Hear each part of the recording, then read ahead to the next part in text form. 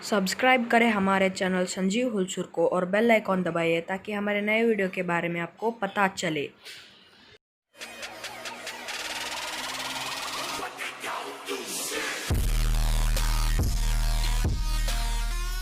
इस चित्र को गौर से देखिए। प्रश्न चिन्ह बने इस आकृति में हमें 7 बिंदु नजर आते हैं। इन 7 बिंदु को 7 नक्षत्र माना जाता है।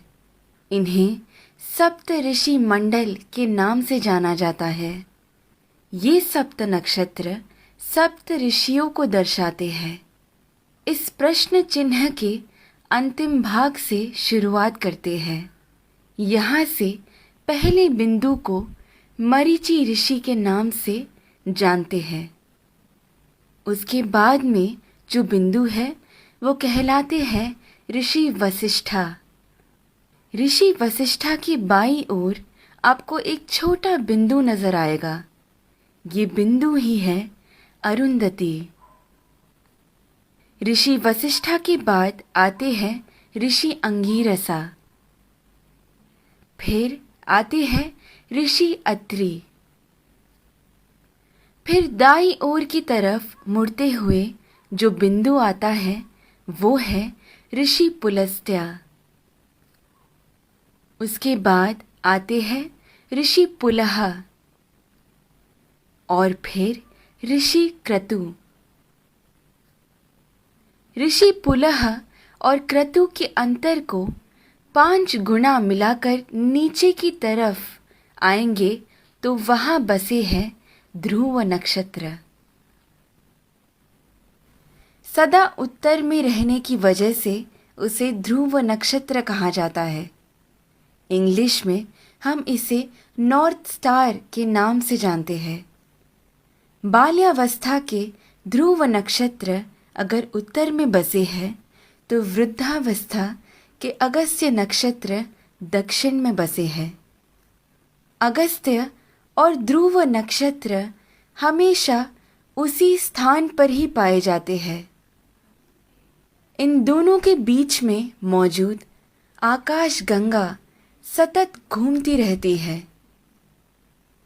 इस कारण से हमारी धरती अक्ष के ऊपर घूमकर घूमती रहती है। ये सच है कि सारा जगत भगवान के इर्द गिर्द घूमता रहता है, लेकिन वो हमें कभी नजर नहीं आ सकता। भूमि के अनेक कालों में से उसे 4 काल में छांटते हैं। ऊपर नजर आ रहा पीठ के बल सोया हुआ प्रश्न चिन्ह के आकार में बना हुआ सप्त ऋषि मंडल हमें वसंत ऋतु में ठीक ऐसे ही नजर आता है। आगे बढ़ते हुए शिशिर ऋतु यानी ठंड के मौसम में हमें सप्त ऋषि मंडल ऐसे नजर आता है। फिर शरद ऋतु में जब सारे पत्ते झड़ने लगते हैं तब सप्त ऋषि मंडल हमें ऐसे पीठ के बल सोया हुआ प्रश्न चिन्ह के आकार में नजर आता है।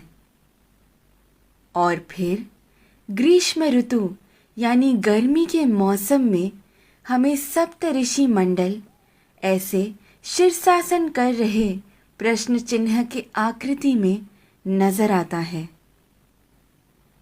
चाहे जो भी हो, जब हम ये सारे प्रश्न चिन्हों को एक साथ में देखते हैं, हमारे सामने एक विशेष आकृति हमें बनता हुआ नजर आता है।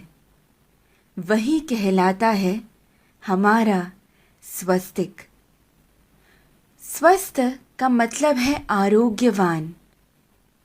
स्वस्तिक का महत्व मेरे पिता मुझे हमेशा से बताते आए हैं, लेकिन हर क्षण प्रयोग में ला रहे इस स्वस्तिक का जन्म कहाँ से हुआ ये आज मेरे पिता द्वारा जाना, जो आप सभी में मैंने बांटना चाहा। ध्रुव नक्षत्र को देखते हुए हमें ये मालूम होता है कि हम पूरी जिंदगी जिस दिशा की ओर बहते जा रहे हैं वही है उत्तर दिशा। इसीलिए शायद हमारी भूमि पर भी दक्षिण में अधिक जल है और उत्तर की ओर अधिक ज़मीन है।